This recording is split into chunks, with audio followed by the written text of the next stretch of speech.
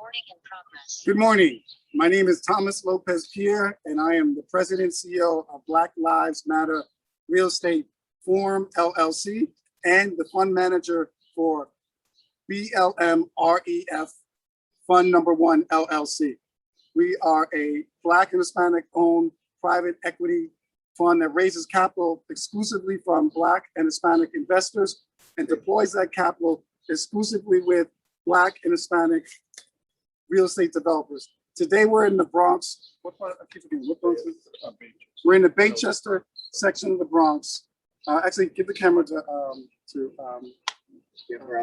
brother. And and just manage and Marcus and let people in as they check. Okay. Okay. Anyway, so we're in the Baychester center of the Bronx at one of our properties, and here are a team of supporters, investors, advisory board members to the forum, investors in the fund, and we wanted to mark today, because today is Juneteenth. It's a day where Black people, as we know, were informed in Texas. I believe they were the last ones to be told that that they were free, and so we believe today that, well, speaking for myself, I believe today that Black folks are enslaved in economically, that they lack economic opportunity, and we can see the wealth gap between our white friends and Black families. And so we're here today to, on a national level, launch a national campaign to get Blacks and Hispanics to work together to invest in our communities, to build wealth and create jobs. And so we have people that are part of our team here, and we're going to have a symbolic groundbreaking. You got my heart? No, leave the heart at that. We're gonna do a tour of the property, and if we can, I believe there's a chat box. Throw in questions if you have questions. My goal is to be done in 30 minutes. This is going to be the shortest presentation we've done because it's hot. And so for those interested in learning more about how to invest or how to join our forum, please visit us at blmref.com, blmref.com. I'm going to introduce now, wait, let me get my hard hat. So this is I don't know. It works, right? It works. You look like you don't belong here. You just came. It looks like that. So now this is a property that the Black BLMREF Fund Number 1, we just acquired ownership of it.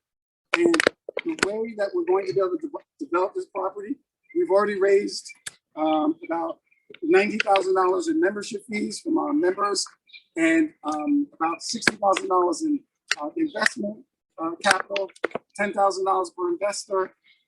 We have 6 investors so far. We intend to raise $550,000, but we only need $400,000 to do one house. We're going to explain that process.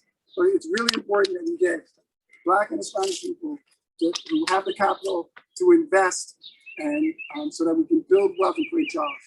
For instance, to give you an example of the kind of money that we're rolling with, see this watch? So we know he's got the, tell me your name? Kenrick Scott. Okay, Kenrick Scott. See the watch that Kenrick Scott? And he's driving a white BMW. And we're gonna go. Yeah, let's go visit that. Follow me. You gotta go visit. Follow me.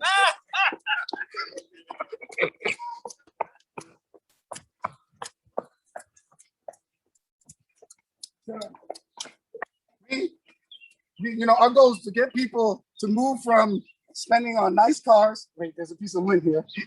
Okay, we got that. Okay, and to get them to spend money on real estate investing. Come on, follow. Let's go.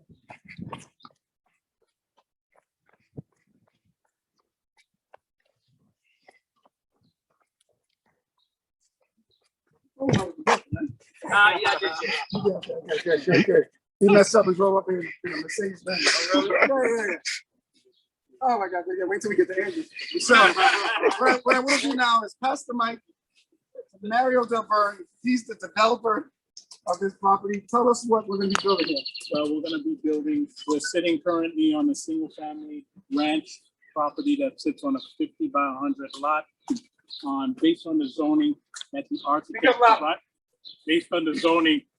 architect had provided us with, we're able to build two-family townhouses on this property with 2 garages and a driveway. So basically, you'll be able to practically park one car in the garage and 3 cars in the driveway. So each unit, we're gonna have a master bathroom, 3 bedrooms, 2 baths in each apartment. One's gonna be a master bathroom, and we're gonna have a finished basement as well. So basically, we could go down the block. I could show you a model of the property. You want to do that? Go down the block and show a model. Yes, let's walk. Let's walk. Let's walk. Come on, everybody. Let's walk. Exactly what we're gonna build. Let's do it from the street. Walk in the street. Come on, guys. Come listen to this. Who needed a bottle of water? Anybody got it?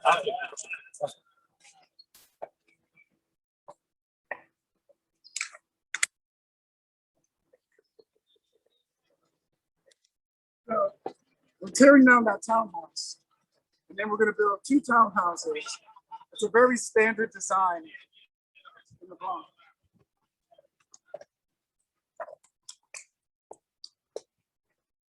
Come on, guys.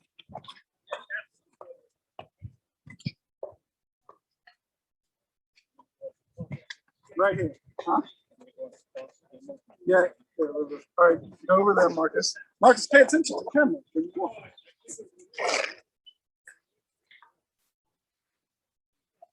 So, discuss this property. Are we close enough? Can they hear us? Can they see us? Yeah. Okay, we talk loud. Okay. This is a replica of what we're gonna build. This is actually two families here. It also has a driveway. Probably has 3 bedrooms also. I haven't been inside, but it probably has 3 bedrooms also based on the size. I looked it up. So it's probably has 3 bedrooms and maybe 1 or 2 baths in this particular property. And ours is going to have how many bedrooms? 3 bedrooms. And how many bathrooms? 2 baths. And what's the projected sale for each townhouse? Projected sale for each townhouse is going to be $750. What? $750. What? $750? $750,000. Oh. Somebody will show up with $750 that I heard him say. Yeah, absolutely. So second, minimum. We believe Minimum. we underwrote this property. The investment is being based on a sale price of $750. We believe that the market in the Bronx is hot, and we're comfortable and confident that we're going to do better than $750. We believe we're going to be at least $8,250,000, and so we think this is a great opportunity for potential investors. We are going to be doing investing in other cities, Massachusetts, Philadelphia. Matter of fact, we have a Philadelphia team, a group of professionals, just like this is our New York. Guys, come around. This is our New York team, and we have. Actually, our New York team is the largest team. I think we got like 20 people in our New York team. I forget the exact numbers. But we have a New York team. We got a Philadelphia team. We got a California team. We got about 10 states that we built national teams of professionals that each paid $1,000 to join as a member to give us the capital so that we could hire a securities lawyer. We had a brilliant securities lawyer by the name of Clem Turner, who prepared our first private placement memorandum. And then we have Sule over in DC, who is, she's just been really, really great. And she's our current securities lawyer. And so we're raising money. We need you to reach out to us at blmref.com, blmref.com, and reach out to us for information on how you can join us, either as a member or as an investor or both. What else should they know about this property? This is a basic property. Now, they talk to look. This is a, No, You're confusing the man. Look, No. that's what we gonna do. This is a the basic- audio will come out bad. this is a basic two-family, as I mentioned, two-family townhouses. So we're gonna be building basically the exact same thing. Probably the design is gonna be a little different. There again, they don't have much of a driveway there, but we're gonna have a nice driveway where you can actually fit your car in. So talk to me about the development stage. How The development, cameras right there. the development stage is basically done in several phases. First, you have pre-construction, which is basically architectural, expediter, rodent, asbestos report that is required prior to demolition. Then, once that is completed and that's submitted to DOB, the Department of Buildings, then you would have to, then we would go into demolition phase, which is exactly where we're at, which is demoing the property. Come over. Come on, continue. So we will be demoing the property, excavating it, removing the property, removing the original foundation and setting it up, backfilling it and setting it up for the start of construction, which is the actual phase after demolition. Once that happens, what we would do is we would start foundation.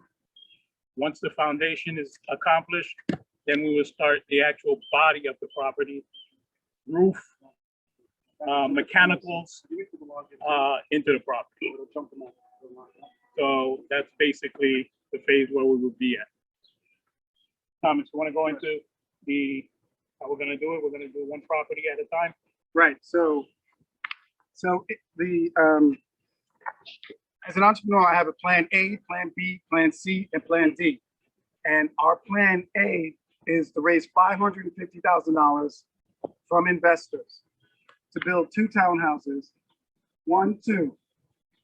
Plan B is to raise $400,000, build the foundation for both townhouses, build the shell for both townhouses, and then put the roof and windows in. Right. And then after the roof and windows, then move all the money to the one townhouse. So the plumbing, the electrical, all in one townhouse. Don't do the electrical plumbing in the other townhouse. Finish one house, sell it, pay off the mortgage for the whole property, take the profits, and then finish the second townhouse. Right. Plan C is, instead of raising $400,000, raise $250,000. And because we put in both foundations, the framing, the roof, and the windows, the property value increases. Take it from there. The property value would increase to practically $1 million from that point on, because basically you have 2 actual structures in existence. So basically you would have $1 million worth of property. Now, why is that important? That's important because you have the value has gone up, basically. Right, and so because the value's gone up, then we are able to then borrow more money against the property, because right now the value of the property is worth what? $535. So by spending $250,000 on the property, we just increased the value of the property to $1 million.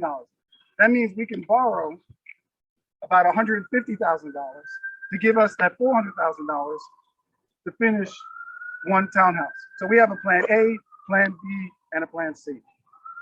But we can't do any of this unless you, Black and Hispanic people, come together and we invest in our communities. We don't own anything in our communities. We don't own the real estate. There's a reason why. I'll give you an example. New York City is a great example. New York City is 52% Black and Hispanic, but our city jail, man, it's had it hot. Our city. That's why I'm looking. Yeah. I don't know how you people do this work. DOB requires it. Yeah. God bless DOB, Department of Buildings. So in New York City, the city of New York is 52% Black and Hispanic, but the city jail is 90% Black and Hispanic. So either Black people in their DNA, they just criminals. There's nothing we can do about it. We're just criminals. And white people are the most honest people in New York City. Or I'm going to go with door number 2, which is white supremacy and economic inequality gives white folks economic opportunities so they don't need to rob liquor stores and sell drugs. While in our community, we have less choices. But we can change that. Because by investing in our communities, by owning the real estate, by enabling Black businesses to open in our community, because if you don't own the real estate, a lot of Black businesses can't get leases, then we're able to hire people that look like us. So Mario's the developer, he's the head brother in charge. You were gonna say something. See, I was good, right? Did I behave myself? Yes. He's the head brother in charge. He is hiring a Black plumber, Hispanic electrician. We had a Black company in Brooklyn. Who's the name of it that did the pest removal? Bugs Be Gone. Bugs Be Gone in Brooklyn, which is a Black-owned company. We hired them to do our extermination, which is required by law to get a permit to do the fence. No, yeah, that's required prior to the Prior to putting up a fence, you got to put up black boxes so the rats can get caught on there. Because when you tear down the building, the rats scatter. Anyway, so we gave this business. Guy was also Jamaican. Jamaican. So we're hiring Black and Hispanic contracts, who then will hire Black and Hispanic workers. So we're circulating the dollar in our community, building wealth for investors, what I call the bourgeois Negroes, and the workers like me, working people like me. Don't even start. I didn't even know you started working. When that happened? You got a job. We need to talk about that. Working people like me. So wait. So I mean, so this is this is Andy Jordan. Andy Jordan is one of the best Black architects or architects period in the state of New York, and he does business in what other states? New Jersey, Pennsylvania, Georgia, Illinois, Maryland, and Florida. Thank you. Yeah. So Andy, he's not actually doing architectural work on this building because we can't afford him. Because don't go anywhere. Because don't run. Because the only people that really get to hire him are bourgeois Negroes because they have the money, like our investors get to hire him. We couldn't afford him, but he is an expert at the kind of work. And so we hope when we get to doing big buildings that the economics make sense. So we have someone as great as Andy Jordan. How do people find you? Oh, you can find me at Amp Architecture LLC. You can either Google it or you can type in www.amparchitecture.com. And they can find him on LinkedIn on the Andy Jordan. Right? Andy S. Jordan, yep. Andy S. Jordan. Very good. Is your water good? Is there anything else you need? It's not Perrier, it's okay. It's okay. I like the shoes. And so this is the way we're going to build wealth, is roll up our sleeves, take our money, and not spend all of it. I'm not naming names. All of it on white BMWs, and really, really nice watches. Oh, after that, don't make me come to you. Okay. Nice watches and white BMWs, but that's his excess capital. So this is a serious investor here. So I'm only jiving him. But we need to come together and invest in our community. And we can do that and mark a day like Juneteenth by showing that economic freedom only by working together. And by the way, we don't want to do this is not rocket science. I just want to do what my Jewish friends, not relax, my Asian friends, my Indian friends, my Arab friends, I just want to do what they do. They work together, they hire their people, they create wealth, they create jobs for their community, and they do it in our community. So the great news is that we're watching them get rich in our community. So we don't have to go far to learn how it's done, right? We don't have to go far. And so I believe that if they're, Black real estate investors, okay, you go, Barbara, come on. Barbara Wade, who's one of the top top senior officials at the New York State Nurses Union. I'm not going to talk about all the real estate that she owns. My only problem is that none of my names are not on any of the deeds. That we have to talk about that. Still in the works. Okay, good. But she owns property in multiple states.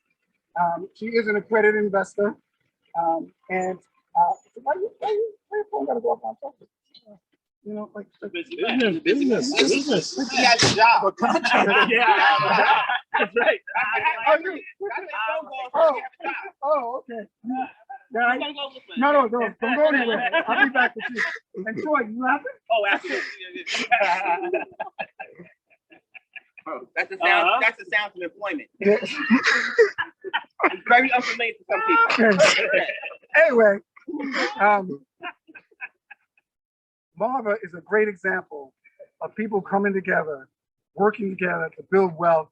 She's done it with her group, and we expect to have her with us in short order. So let's go take a tour inside of the property so you can see it before we knock it down. You know. Now listen, guys. This is important. Before you walk into the property, I'm going to ask you on video to say people are not holding us liable for any nails or any stripping or pouring. So, I know Troy will fall and talk about his ankle. And he'll sue us. I got a plan. Marcus, where are you? Why aren't you?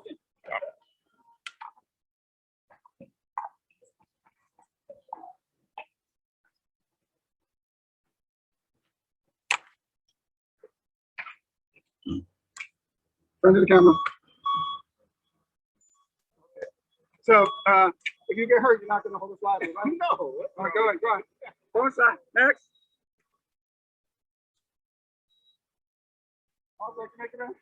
If you get hurt, you're not going to hold us liable, right? I will. Okay, you go in. Come on. Oh, you guys see it? Come on, Marvin. Come on, stop. Walk in. Marcus, follow them. Okay. Told me if he looking out for the tree and stuff.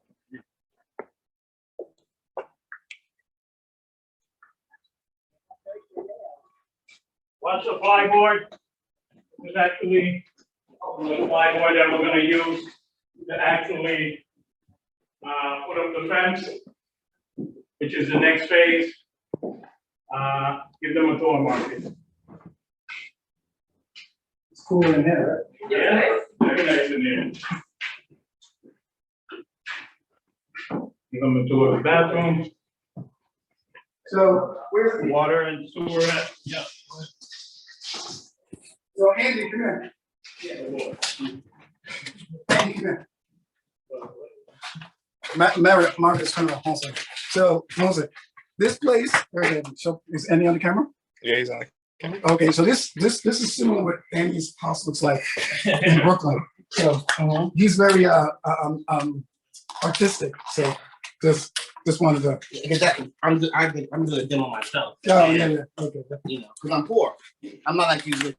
Oh yeah, I don't know about that. You know, No, you don't have time to have a park. You don't have time to have houses. You don't have apartments. I got an Live a lavish life. I got an ex-wife, so I don't have any money. Oh, yeah.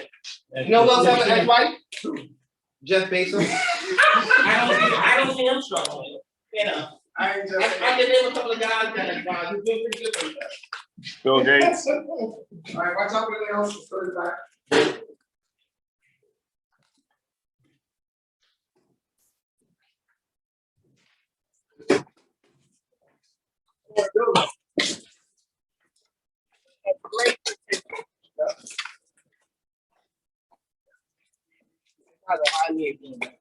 Economically, you met me too late, guys. Happens. No, when I met them after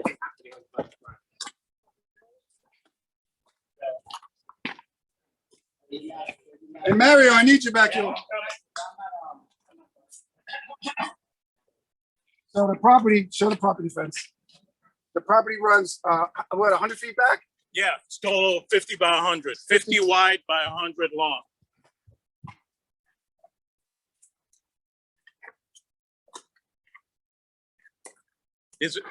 So we have to knock down his tree.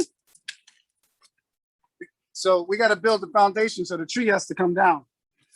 So This tree has to come down, correct? yeah, so if you know any Black or Hispanic tree cutters, we want to give the business to somebody Black or Hispanic. There's so many white ones, but we've been avoiding them because we've been looking to spend as much as the $400,000 that we're raising with Black and Hispanic contractors and workers. That's how you circulate the dollar among the community.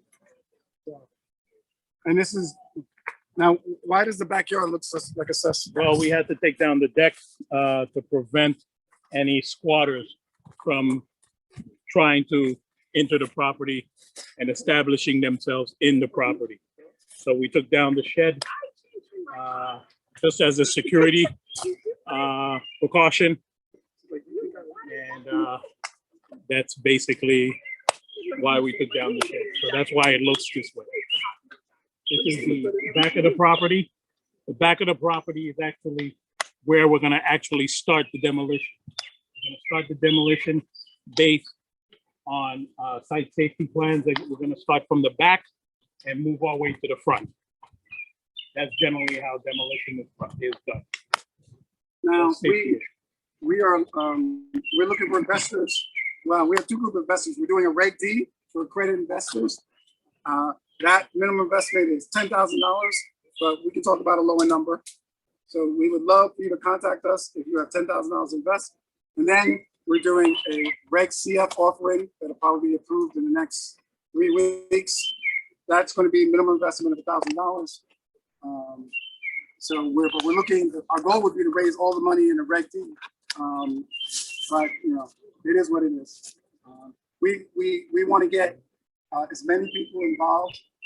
We intend to raise tens of millions of dollars to duplicate this in cities all over America.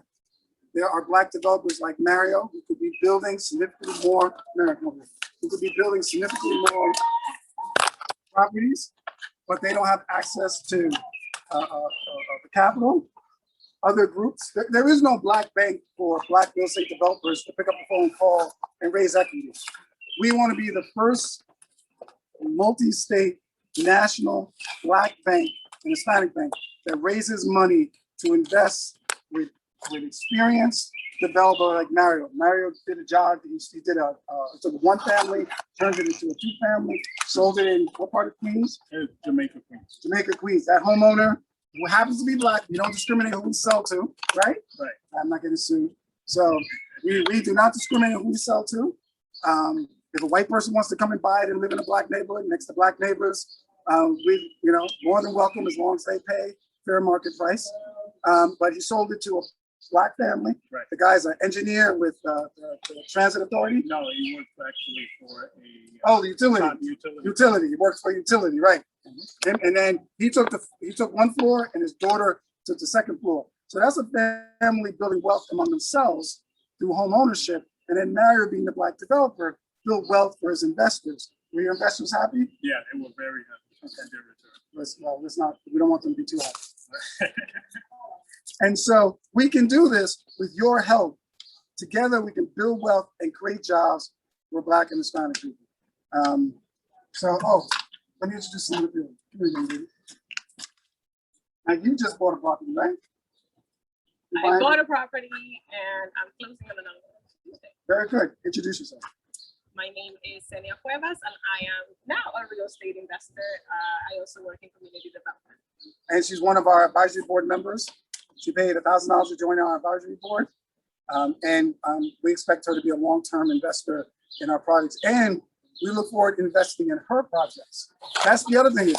We're operating almost like a private club where the members, by joining the advisory board, the members get priority on access to the capital that we raise as long as the numbers pencil out. And she's a very wise investor. So I look forward to following her leadership with regard to investing in other states. What states are you in now? Pennsylvania. Pennsylvania. Okay. All right, very good. And you're here in Jersey, right? I'm in Jersey. You're in Jersey. Dominican? I'm like, no. I'm Dominican, Puerto Rican, and Haitian. And then Matthew, Matthew's a property investor, owner in Brooklyn. He has some wonderful tenants that are helping him build wealth in Brooklyn. And we expect him to pick up a property in the next 12 months, another brownstone. We're working on that. And what your background's in what? In journalism. So he's worked, he used to work for Black Enterprise as one of their senior editors, and we're just glad to have him. He manages the communications for the fund and for the forum, because I don't do very well with the press. I tend to tell them to go F themselves. So he's able to speak in a way that isn't Thomas. Anyway, so let's go back to the front, and then we're gonna see if there's any questions, and then we're gonna shut it down.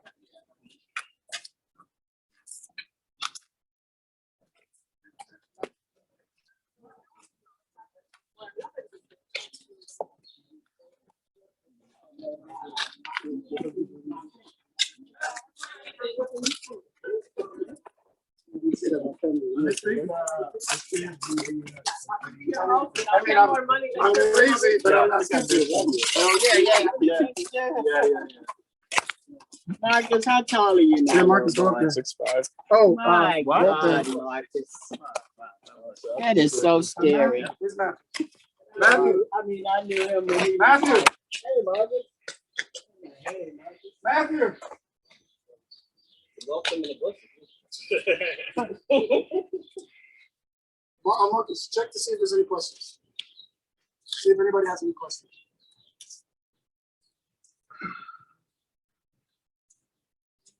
Oh, yeah, there's 12 questions. Hi team, just wanted to let you know. Wait, no, that's not a.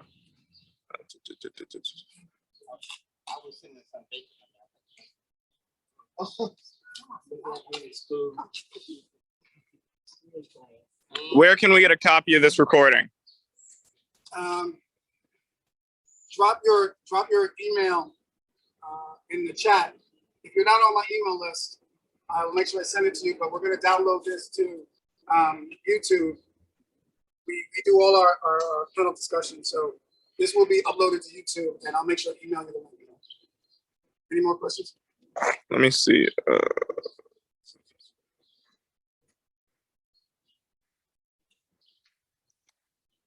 Can you be part of the collective by entering via having a property that may be of interest? Are there still spaces to join the advisory board?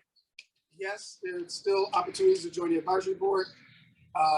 Yes, if you have a property, we will consider it, but we have a pipeline. So property 1 is this one's already been taken. Property 2 is in Massachusetts, and property 3 is in Philadelphia. We don't have someone, I believe, for 4 and 5, so we should definitely talk. Put your email me your contact. The chat is public, right? When people put their number. So just email me at info@blmref.com. Your contact information and the name of the property. So we need the property address so we can do a zoning analysis to figure out if the property could be enlarged. That's what really makes this whole process work. yeah, we only invest. We only invest in properties that we can tear down and force appreciation.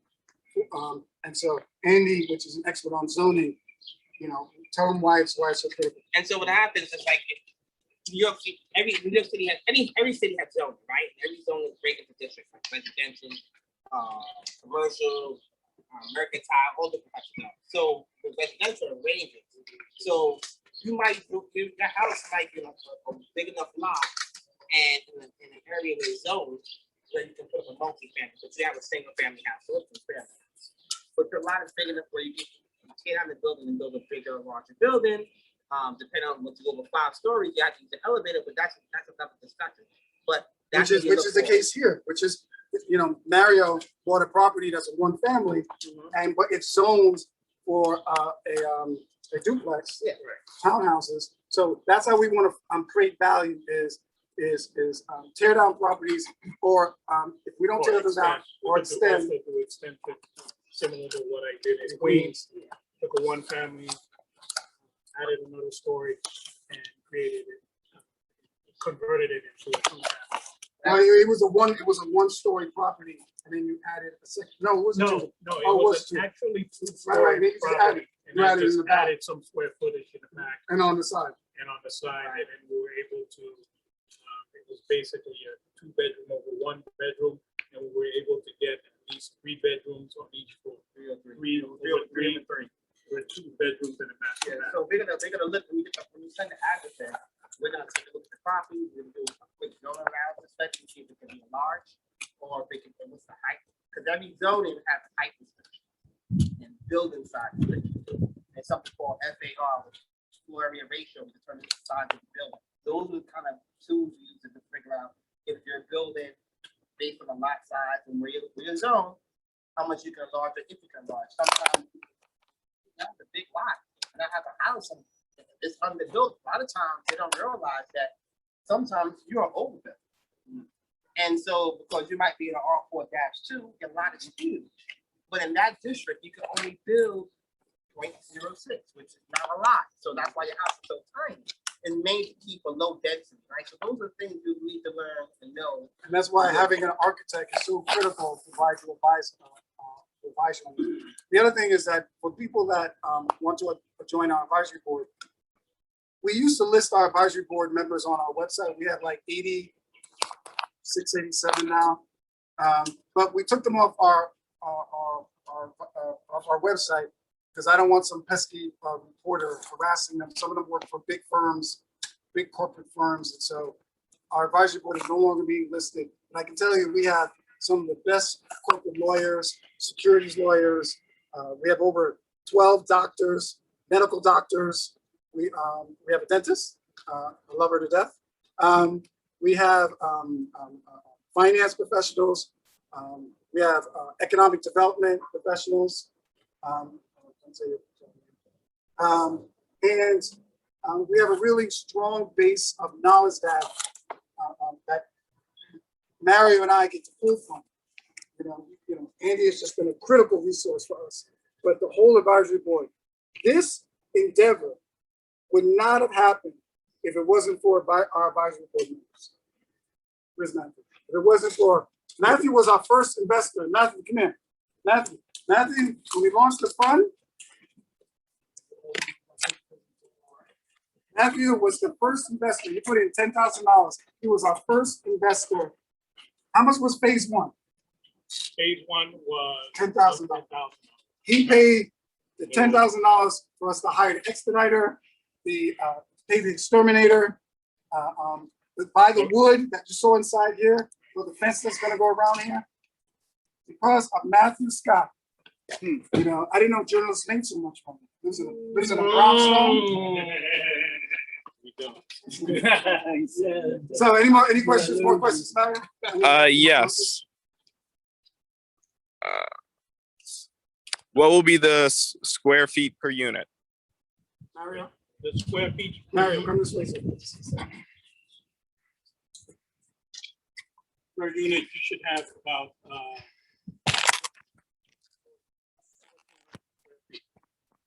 just give or take.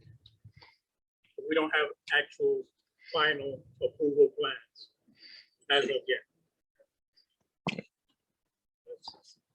Another question? Yeah, another. And will each unit sell for $750,000? No, that's not. Each townhouse will sell for $750,000.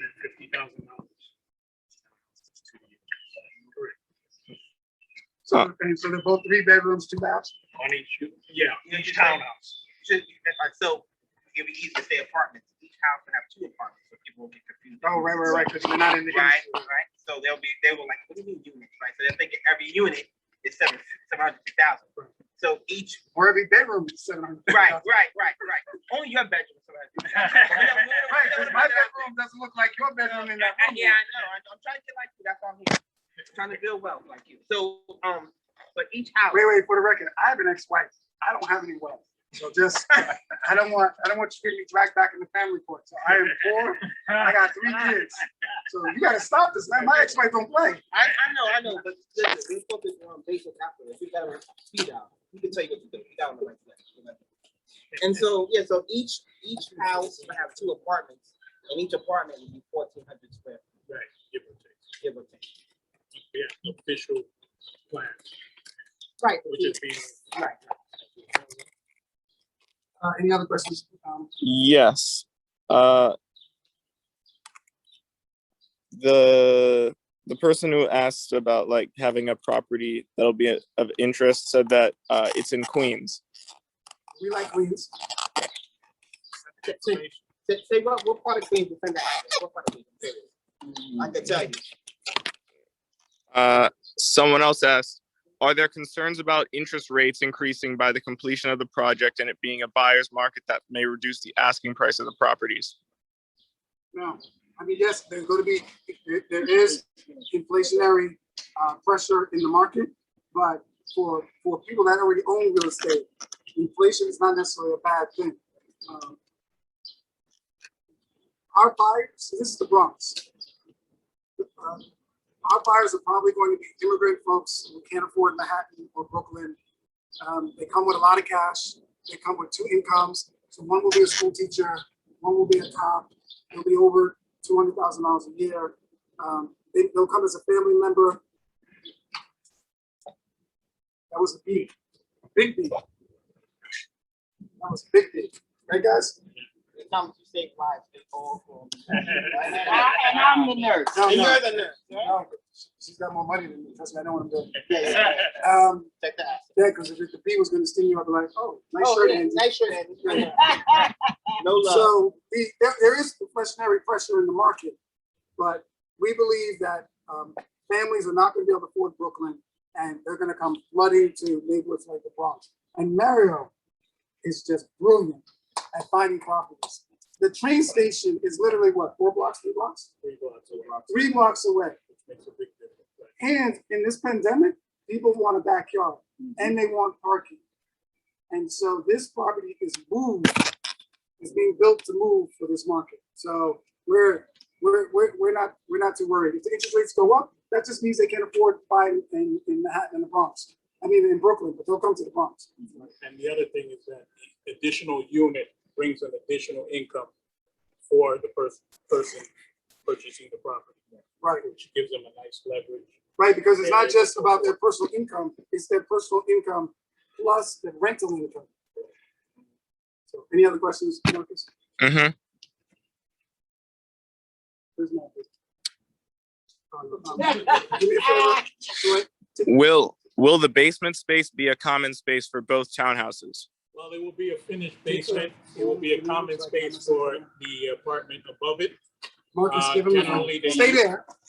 Generally, they use it as some people use it, unfortunately, as a rental unit where the owner has the right to actually rent that actual basement apartment and use it to their desire. Yeah, it's going to be a finished basement, and they'll be able to use it as they wish. Nice. So I want everybody to know this is my son Marcus. He's 15 years old. Wow. He's 6'4". He goes, don't say the name of school, but he goes to a top-rated private high school in Manhattan on scholarship because the tuition is $52,000 a year. Nice. He has all his mother's brains. Clearly, he didn't get it from me. But he got other things from me, which I won't bother to talk about. And Not the looks. Thank God. Thank God. The boy got a future. thank you. I will remember that. Honesty. I will remember that. Honestly, it's the best part. No, I remember. So anyway, I'm very proud of my son. He's our social media manager. And many of you that came to us because my son managed our LinkedIn account. And I was able to email you. And that's how we built, he built my LinkedIn account from 5,000 connections to 22,000 something. Nice. And he has generated, a couple of years.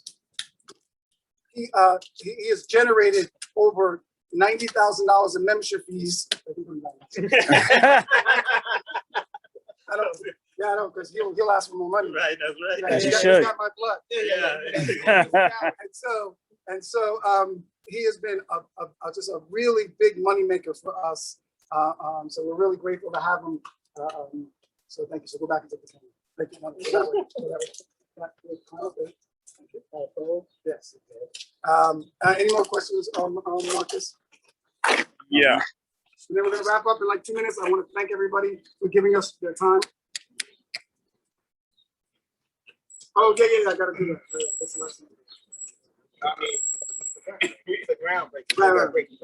Right. Great. So the person said that the property is in Springfield Gardens / Laurelton, Queens.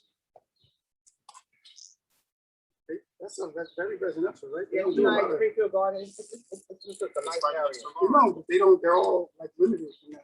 It's all these small houses. It depends, right? Because there's height restrictions, that's what I'm saying. So you go into specific towns, depending on the zone, there's height restrictions, and your house might be 2 stories, might be like 35. So anyway, just send us an email with the address, the photo of the property, and your phone number, and we'll call you and talk to you. And one last question. How will you address concerns on rise of material costs like lumber and lack of labor regarding construction? Wait, pause it. No, I just wanted to say that we basically, instead of doing wood framing on the interior of the property, we went with metal framing on the interior of the property. Currently, wood is slowly going down. The price of wood is slowly going down. It's still high, but it's still going down. So we were able to make a switch, and we've done interior metal framing. So instead of wood framing, you're doing cement blocks. Right. So But the frame I'm talking about is the framing on the interior. The Right. blocks are cheaper. Labor is okay, but the metal framing on the inside. for that the gives interior for the rooms. The rooms, the bedrooms, the bathrooms, we're doing it in metal. And with So regard like- to labor, well, how can I say this? Wait a minute. This is No. So like, you know, in any project, at any time, everything's like a scale, right? So if the material cost is up, of course, you know, over the pandemic, things wasn't being manufactured, right? Also, to happen that construction stuff. So labor prices went up, right? So it's a balance, right? The seesaw, so when the price of the prices are higher, but you have a lot more workers out there who are not at work. So they're much more able to negotiate the labor part to kind of offset the increase in materials. Not to go to change materials, right? Because sometimes steel is hot. And so guys build with concrete and for slab. When steel, when the concrete is hot, you go with steel. So you just make switches based upon the overall framing of the building that's under the finishes of these jobs across the project. So if the finishes being done last, you'll see how it works out. Not to mention also we're doing this type of development, and because you're going to be a team, you can make negotiations with individual manufacturers as a whole, saying, hey, we're going to be doing X amount of gold, not X amount of gold per year. You're looking at 10 to 12 buildings, roughly around 50,000, 70,000 square feet of construction. Can we work out a pipe with you to get our stuff in the wholesale? We're not buying things retail, right? We're not going to the local guy and saying, hey, we're making a purchase one building. We're coming as an organization saying that we're going to make multiple purchases over the next series of years, and these are properties that this is what we're looking at. So we start doing those kind of negotiations and that kind of backdoor dealing with the manufacturer directly. And our members, also, we get to bring our members. So when she's doing a development deal and she needs like insurance or a legal or whatever supplies, we're going to be establishing a buyer's co-op so that our members can benefit from the economic spending power that the funds and the forum is going to be engaged in. So, but the other thing with regard to labor, this is New York. We'll have no problem finding people that want to work, particularly Black and Hispanic people. We're going to get good prices on them. Any more questions? No. How long have we been on? We've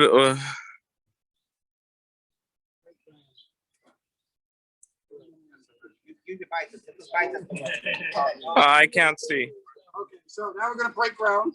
This symbolic. Eric, come over there, man. This is our deal. Marcus, you got a camera on us? Yeah. So. Put the camera. Somebody taking pictures of us with their phone? Everybody. Hold it, hold it, hold it. Troy. Hold it, hold it, hold it. All right. Hold it, hold it, hold it. Hey, Matthew, get in this. Yeah, you the consultant. Matthew, get in this. Get behind us. Hold it. Got it? Okay, look at the camera.